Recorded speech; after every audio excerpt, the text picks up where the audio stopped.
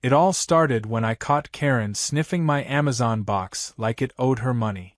She was standing on my front porch in broad daylight, nose practically buried in the cardboard, muttering something about neighborhood safety and suspicious deliveries.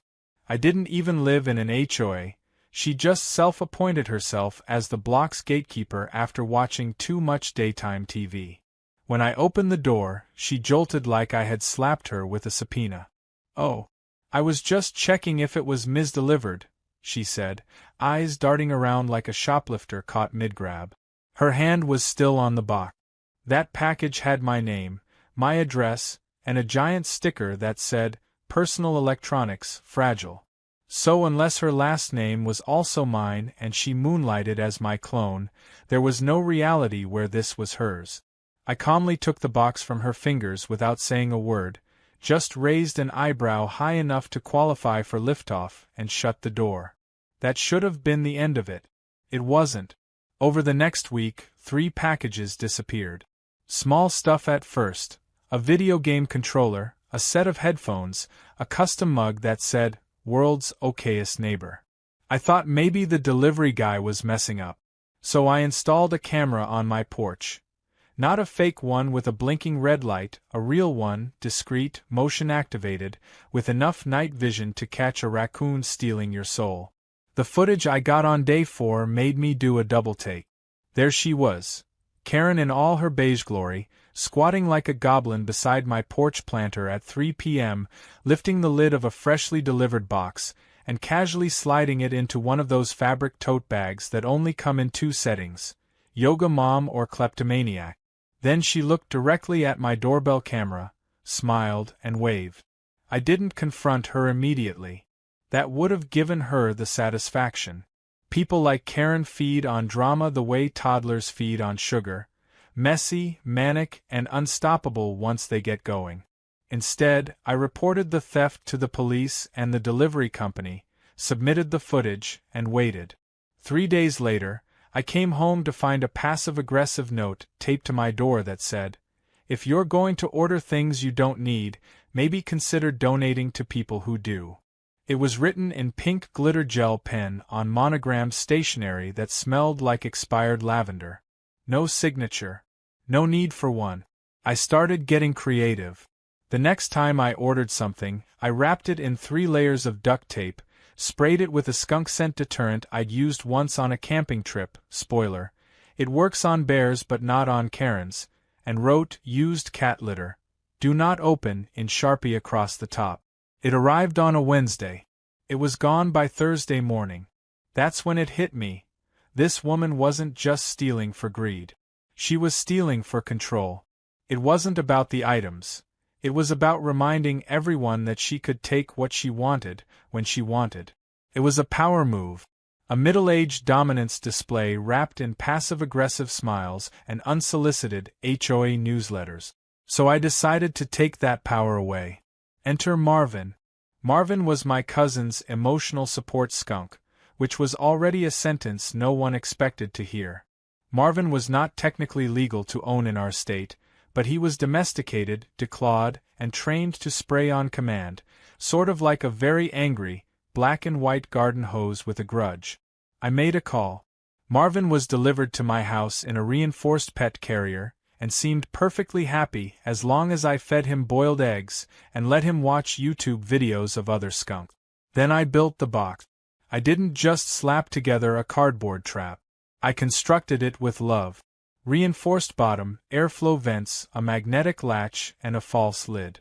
Inside, I put a plush pillow, a few egg bits, and a sensor trigger that opened the internal divider when the outer flap was disturbed. I labeled it, "Free Jewelry Samples, Prepaid." Delivery day was Friday. I set the box on my porch around 1 p.m., exactly when Karen usually walked her dog, which was code for patrolling the neighborhood like a mall cop with delusions of grandeur. I waited inside, watching through the camera feed like a patient Bond villain. Right on time, she approached. This time, she didn't even pretend to be hesitant. She looked both ways, reached down, and popped the lid. There was a moment, maybe half a second, of hesitation.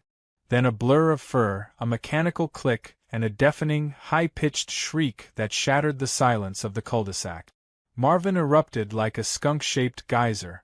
It was majestic. A foggy white and yellow mist blasted upward into Karen's face like a bouquet of revenge-flavored justice. She stumbled back, screeching, her arms windmilling as she tripped over my begonias and landed squarely on her back. Marvin, unbothered, waddled back into the box and curled up like he'd just clocked out of work. I stepped onto the porch with a cup of coffee and the most neutral face I could manage. "Oh hey Karen. Package for you." She rolled over, gasping, eyes watering, reeking like chemical warfare and expired onions. "You put an animal in a box?" I sipped. "I think you mean your box. You did open it." She stormed off screaming something about lawsuits and animal cruelty. I waved at her dog, which looked embarrassed to be associated with her. The next day, the police came. I invited them in, offered coffee, showed them the footage, and even let them meet Marvin. The officer laughed so hard he snorted and asked if Marvin took requests. I explained he was just trying to protect my property. They filed it as defensive deterrent against package theft, and advised me not to do it again. I promised I wouldn't. Marvin was already on his way back to my cousin, satisfied and well-fed. Karen? Karen disappeared for a while. Her lawn signs came down. Her flyers stopped. But I had a feeling it wasn't over. People like her don't retreat, they reload. And sure enough, 3 days later, my mailbox exploded. Figuratively. Not from a bomb, but with envelopes. Certified letters. Legal threats. HOA bylaws stapled together like manifestos. I didn't even have an HOA. She'd created one. From scratch. Just to try and control me. And that's when things really started getting foo. If there's one thing Karen loves more than her sense of authority, it's paperwork. Obsessive, bureaucratic, soul-crushing paperwork. So when I opened my mailbox and found a self-stamped packet titled, Founding Charter of the Willow Glen Property Integrity Association, I knew exactly whose desperate fingerprints were all over it. She had gone and made her own HOA. From scratch. With herself as interim executive chairwoman, whatever that meant. The paperwork included a newsletter, a bylaws booklet, a welcome packet, and, of course, a violation notice. For me. For intentional disruption of community wellness standards via animal-based entrapment. I stood on my porch, flipping through the documents like I was reading a menu in hell. She'd even included a hand-drawn map of our street, with my house circled in red ink and the word problem scribbled beside it. She had, apparently, convinced 4 of our more gullible neighbors, 3 retirees and a woman who thought the moon landing was fake, to sign on. That gave her just enough momentum to claim the whole block as a provisional governance zone. Which, to be clear, is not a real thing. But she made it sound real enough to scare the weak-willed. She put up signs at every corner. Welcome to Willow Glen, a community of standards. I passed one on the way to work, and it was crooked. The irony nearly caused a stroke. The next move came fast. I got a letter from the city claiming my house was under review for unregistered pet containment structures. Apparently, Karen had filed a complaint that I was illegally harboring wildlife. She even attached stills from the video of Marvin launching his fragrant vengeance. I couldn't decide if I was impressed or insulted. Fortunately, the city inspector turned out to be a reasonable guy. He came out, saw the totally Marvin-free property, rolled his eyes and laughed. "This the Skunk Lady house?" he asked. I nodded. "You're the 3rd one this week. She tried to cite a guy for having unlevel hedges." He stamped the complaint closed and told me if Karen escalated, I should consider legal action. I told him I was already 3 spreadsheets deep into planning my next move. Because Karen didn't stop. She never does. Like a Roomba with a vendetta, she just keeps bouncing off walls until she finds a crack. Her next stunt was what really set the neighborhood ablaze. Literally. I came home one afternoon to find a group of confused kids standing on my lawn next to a small table covered in pamphlet. Karen had set up an educational outreach booth on my property without asking. There was a banner, "Keep Willow Glen clean, say no to vermin-adjacent neighbors." A bowl of lemon water sat on the table, next to cookies shaped like little skunks with red excess over them. She was mid-speech when I walked up.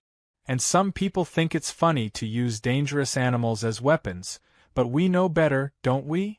The kids, all under 10, looked deeply uninterested. "Karen," I said evenly, "why are you on my lawn?" She turned with a smile so fake it should have come with a barcode. "Community outreach. Your front yard is the most visible location, and your lawn was so available. Did you just insult my landscaping? I'm offering constructive feedback. Get off my lawn. Children, let's all go do a safety walk," she chirped, herding them like confused ducklings toward the sidewalk. Once she was gone, I inspected the table. The cookies were from a store 3 blocks away, which she'd had delivered. Using my address, I made some calls. First to the bakery, where I confirmed the order had indeed been placed under the name Karen Whitmore, Community President, but billed and shipped to my house.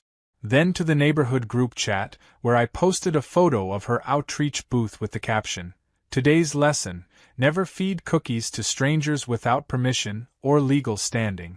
Reactions came fast. Laughing emojis. Eye-roll memes. Then a neighbor posted their own story. Karen had left a warning notice on their door about unauthorized wind chimes. Another neighbor chimed in. She'd tried to ban Halloween decorations unless they were historically accurate. By evening, I had enough screenshots to build a digital library of her chaos. But then came the real twist. I got a call from an unknown number. The man on the other end introduced himself as Michael, Regional Director of Community Associations International. Apparently, Karen had attempted to register her HOA officially and was trying to rope in properties using falsified neighborhood maps and misleading voter tallies. "She claims you're her vice president," he said. I laughed so hard I nearly dropped my phone. "I put a skunk in a box to keep her out of my packages. That's our relationship." He sighed. "That's what I figured. She's crossed several lines. We're initiating a review." 2 days later, Karen hosted a town hall meeting in her backyard. Or tried to. She dragged folding chairs onto the lawn, set up a Bluetooth speaker on a card table, and stood beneath a canopy labeled Willow Glen United. Only 6 people showed up. 1 was her dog. 2 others were there for free bottled water. She shouted into the mic about order, safety, and the decay of neighborhood decency. I showed up 5 minutes in with a USB drive and a portable projector.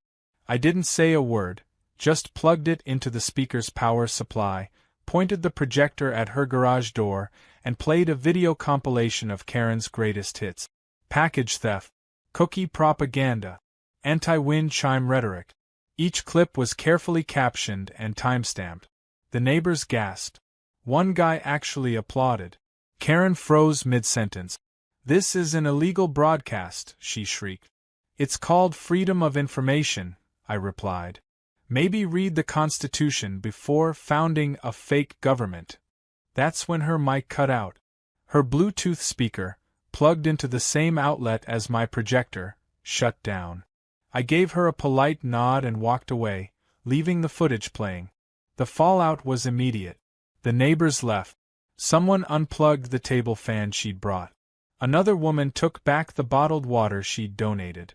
Karen stood in the middle of her lawn, clutching her mic like a defeated game show host whose audience had voted with their feet. But it wasn't over. That night I found my porch egged. Not teenage prank style, this was strategic. 1 egg on the doormat. 1 on the doorbell. 1 on the package camera lens. It was quiet. Precise. Personal. She was escalating again. No more rules, no more fake bylaws. This was war. And if she wanted chaos, I was more than ready to give it to her. Because I had a delivery coming in the next morning, one she wouldn't dare touch. A package so foul, so hilarious, so undeniably me, it would bring this saga to a glorious boil. And for the first time, I was going to sign it with her name. The package arrived at 10:43 a.m. on a Tuesday. Right on schedule. It came in a nondescript brown box, medium size, nothing flashy. But inside?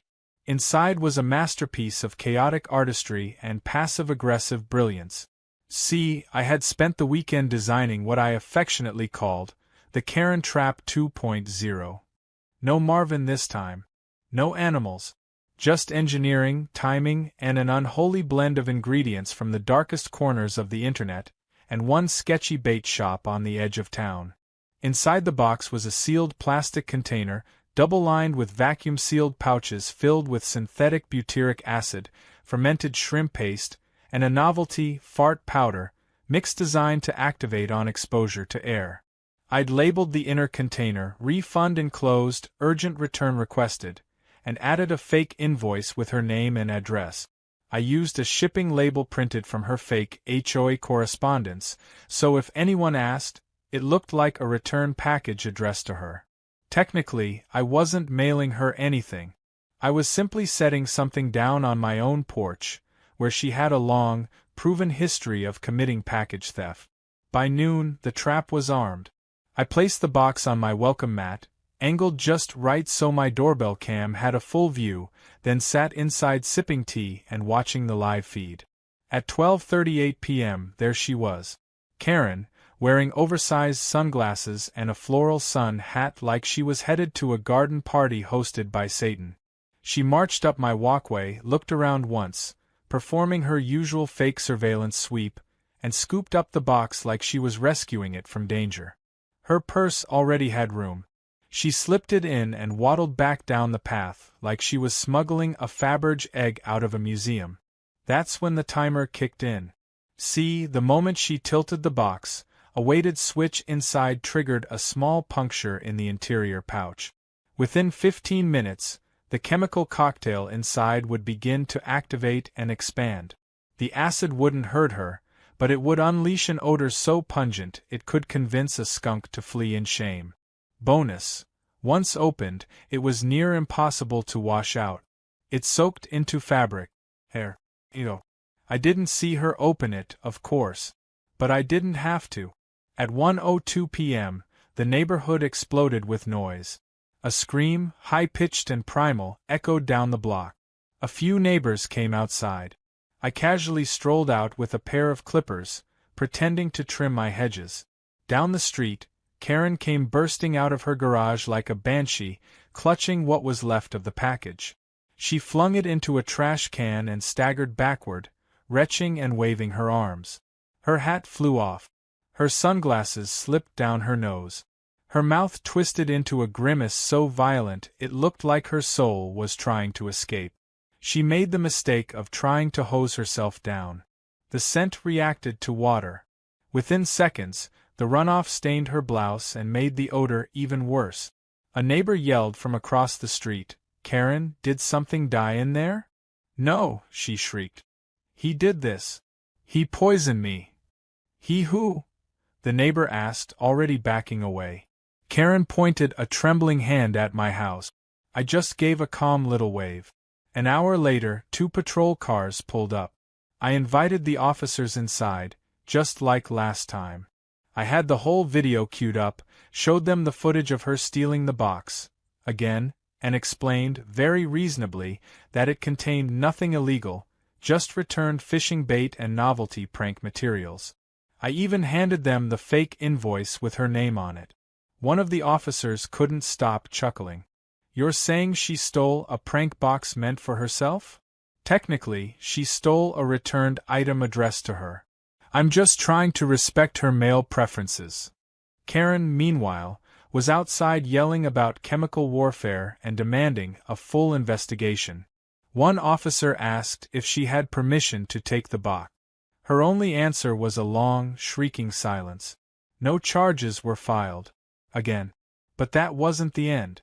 Because Karen, like mold in reality TV, thrives in the absence of consequences. By the next morning, she'd posted laminated flyers on every mailbox. "Beware of toxic neighbors," they said in bold red lettering with a picture of me, cropped badly from my Facebook, next to a warning about volatile substances, illegal behavior, and antisocial tendencies. She even stapled one to the community dog park sign. My face next to a fire hydrant. Classy. That afternoon, I walked around the neighborhood pulling them down. Not angrily. Calmly. Deliberately. One by one. With each flyer I removed, I waved at a different neighbor and said, "Karen's latest masterpiece, would you like it signed?" Most of them laughed. A few shook their heads. But one neighbor, Tom, a retired firefighter, stopped me. "You should go to the city council," he said. "This woman's been out of control for months. You're just the only one fighting back." "Council doesn't care," I said. "Maybe not," he replied. "But the press might." I hadn't considered that. Yet, that night I sent an anonymous tip to a local reporter who covered suburban nonsense with the seriousness of a crime drama. I included footage, screenshots, and links to Karen's fake HOA website, which, by the way, still had a donate button. Less than 24 hours later, a segment aired titled Skunk Wars, the suburban showdown you didn't know you needed. It featured blurred footage of Karen shrieking, interviews with confused neighbors, and a narrator who spoke with the dry amusement of a man who'd seen too much. The video went viral in our town. Comments poured in. "HOA Karen strikes again. This is why I live in the woods." I'd subscribed to this as a weekly series. But while the internet laughed, Karen fumed. She stormed over to my house the next morning, face still slightly greenish from lingering scent damage, and screamed at my door for a solid 5 minutes. I let her wear herself out before opening the door just enough to hand her a breath mint and close it again. 2 hours later, I got an envelope slipped under my door. It wasn't a flyer. It was a notice. Formal HOA disciplinary review, immediate hearing scheduled. She had scheduled a trial. At her house. For me. As a recognized violator of communal ethics. I almost admired the audacity. So I RSVP'd yes. I showed up on her lawn with a folding chair, a legal pad, and a fresh cup of coffee. 4 neighbors were already there, looking like they'd been lured under false pretenses. Karen stood at the front wearing a neck brace, unclear why, with a folder of papers clutched dramatically to her chest. "This hearing will now come to order," she declared. I raised a hand. "Point of procedure. How are jurors selected?" "They're appointed by the HOA Executive Board." "You mean you?" She didn't answer. "Okay," I said, standing up. "Then I'd like to call a witness." "Who?" she scoffed. I turned to the crowd. "Marvin." A pause. Karen's face paled. Of course Marvin wasn't there. But the moment she heard the name, she lost it. She screamed something incoherent about biohazards and domestic terrorism and tried to overturn my chair. When she stumbled and knocked over her own lemonade table, spilling yellow sticky liquid across her HOA documents, the crowd couldn't take it anymore. They laughed. Every single one. The illusion of authority shattered in real time. Karen picked up her papers, her pride, and what was left of her dignity, and stomped into the house, slamming the door behind her. Karen didn't come out of her house for 2 full days after the glitter box. Word on the street was that she'd tried to open it indoors and set off a spring-loaded explosion of confetti, glitter, and what someone later described as an entire Etsy store's worth of sequins. Her living room curtains, according to one particularly talkative neighbor, looked like they'd been sneezed on by a unicorn. Personally, I had nothing to do with that box, but I wasn't going to correct the rumors. Let her stew in the idea that any package could be another payload of poetic justice. By now, the neighborhood had made its choice. The tide had turned. People who had once politely smiled through her flyers and nodding HOA nonsense were now actively avoiding her. Some took their lawn chairs and started sitting closer to my side of the street during weekend walks.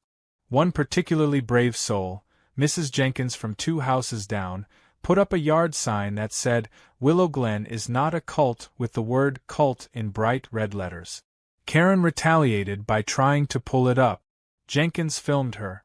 That video hit the local Facebook group and got over 400 shares in 24 hours. It was beautiful. But Karen wasn't finished. People like her never give up, they just burrow deeper into their own self-importance. That Saturday she launched Phase 2 of what she called the Neighborhood Restoration Initiative.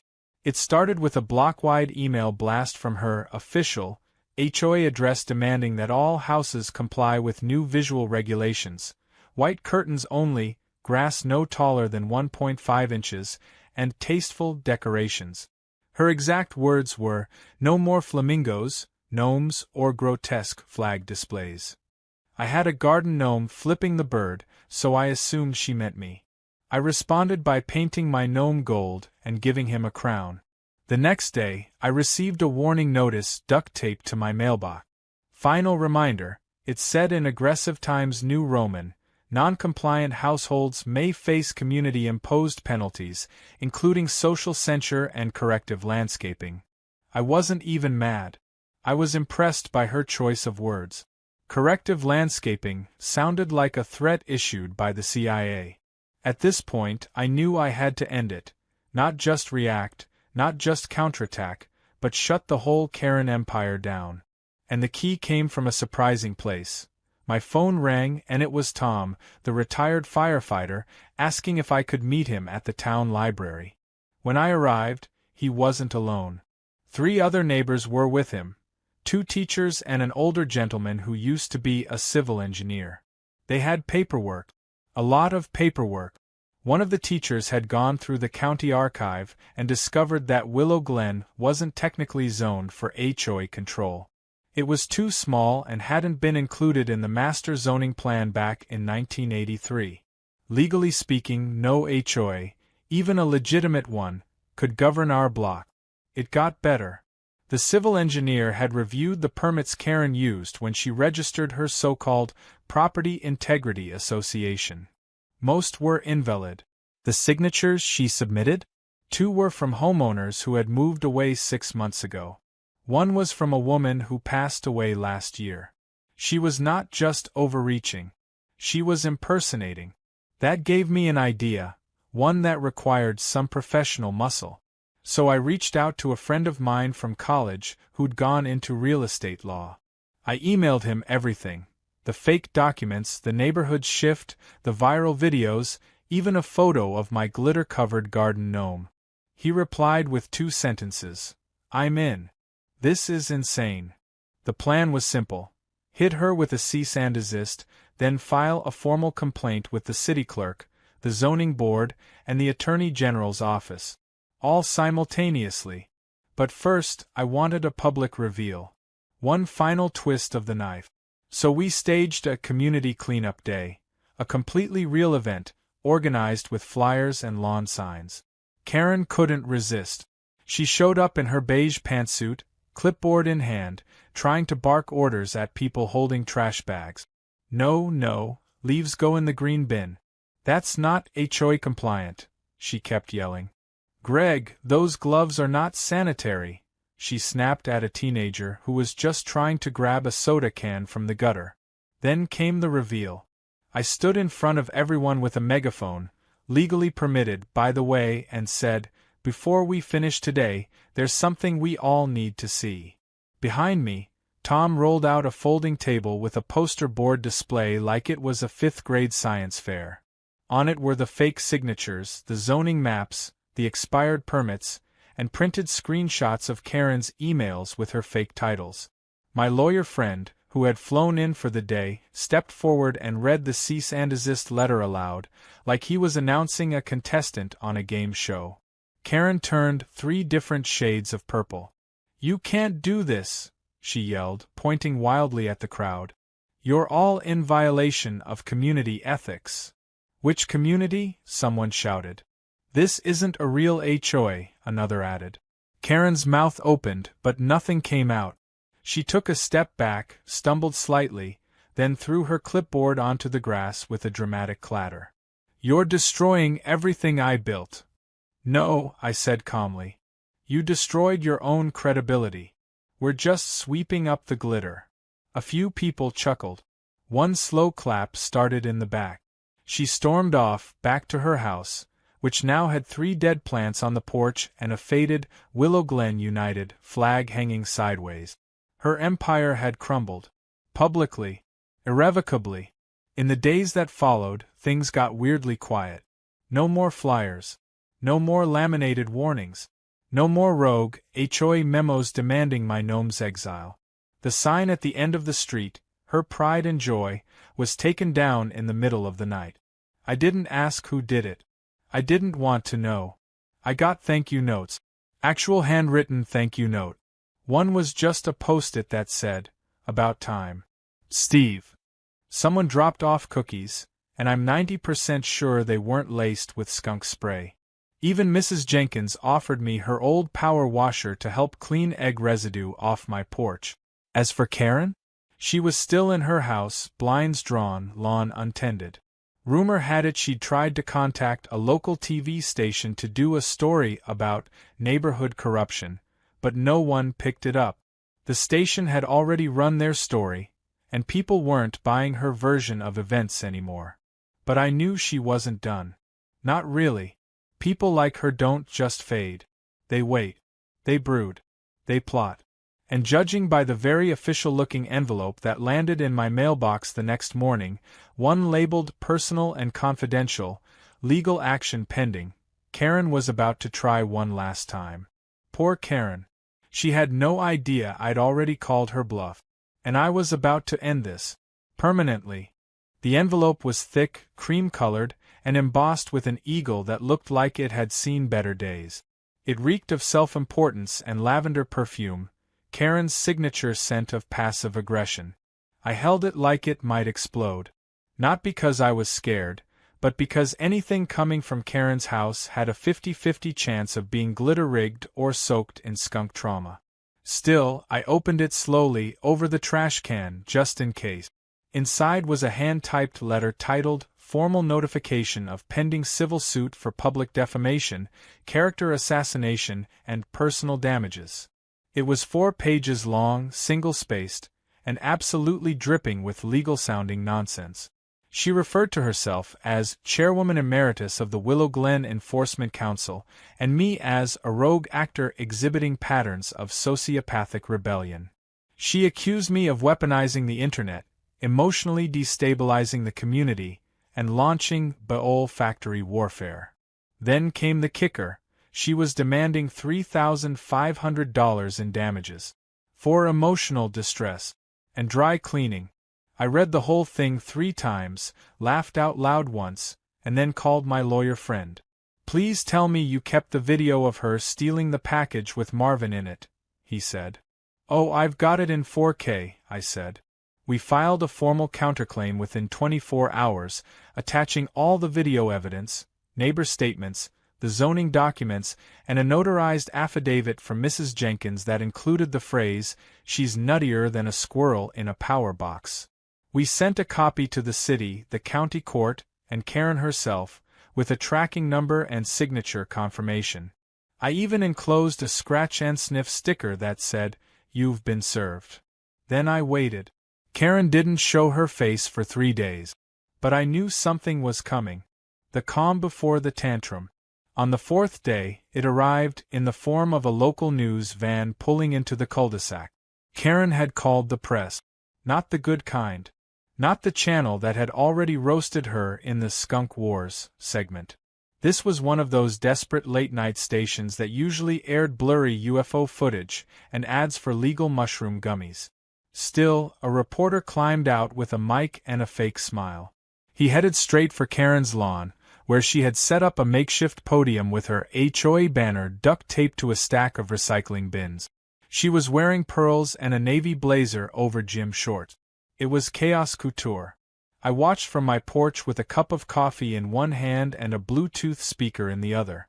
As the reporter began filming her rant about neighborhood terrorism and biological sabotage, I quietly turned up the volume on my speaker and played an audio recording of her screaming during the skunk incident.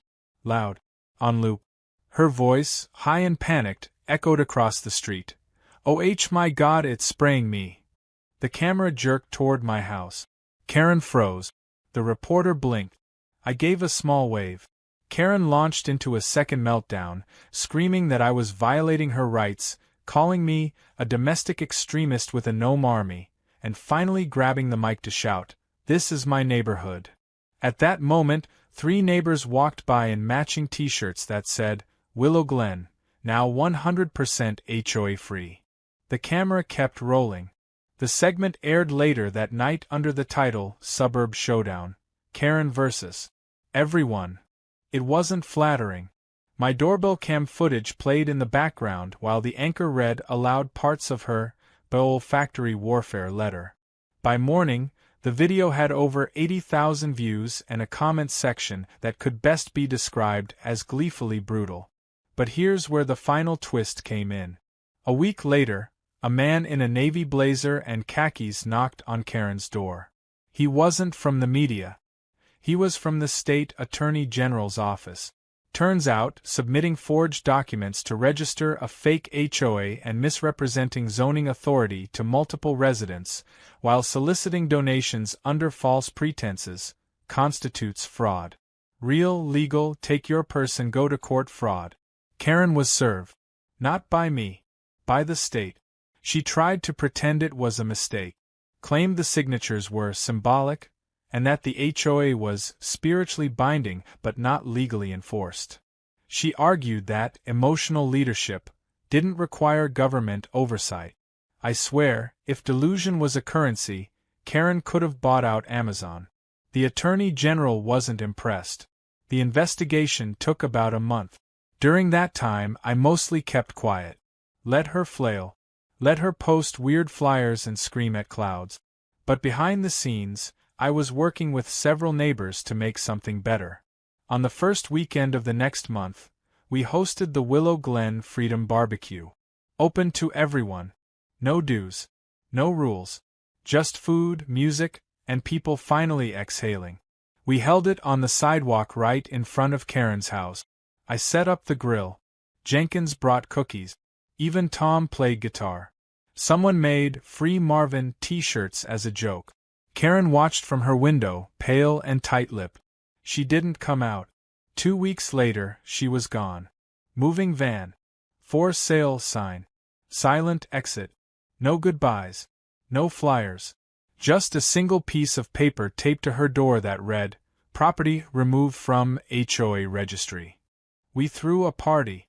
We renamed the old clubhouse, the one Karen kept trying to convert into an enforcement office. It's now the Willow Glen Community Garden. No bylaws. No committees. Just vegetables, laughter, and a painted statue of a golden garden gnome in the center, wearing a crown and holding a scroll. The scroll reads, "Stay petty, my friends." As for me, I kept the glittery cease and desist letter. Framed it. Right next to my porch cam monitor. The truth is, I never set out to be the hero. I wasn't looking for revenge. I just wanted my mail. But when someone turns your porch into their kingdom and your packages into their property, you either roll over, or you get creative. And when creativity smells like justice and skunk spray, well, that's just karma with a little extra seasoning. So, the next time you see a box on someone's porch, remember, it might not be for you. And even if it is, maybe, just maybe, it's best not to open what doesn't belong to you. Especially in this neighborhood. Especially if Marvin's involved.